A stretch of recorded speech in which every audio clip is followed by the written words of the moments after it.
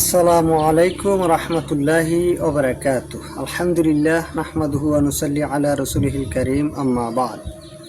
আউযু বিল্লাহি মিনাশ শাইতানির রাজীম। ওয়া মান ইউতিল্লাহা ওয়া রাসূলাহু ফাউলাইকাল্লাযীনা আন'আমাল্লাহু আলাইহিম মিনান নাবিয়্যিনা ওয়াস-সিদ্দীকিনা ওয়াশ-শুহাদা'i ওয়াস-সালিহিন ওয়া হাসুনা উলাইকা রফিকা। যাবতীয় প্রশংসা সে মহান আল্লাহ সুবহানাহু ওয়া তাআলা, যে মহান রাব্বুল আলামিন আমাদেরকে পৃথিবীতে ইনসাফ প্রতিষ্ঠার নির্দেশ প্রদান করেছেন। অতঃপর সালাতু সালাম বর্ষিত হোক প্রিয় নবী মুহাম্মদ রাসূলুল্লাহ সাল্লাল্লাহু আলাইহি ওয়াসাল্লামের উপর।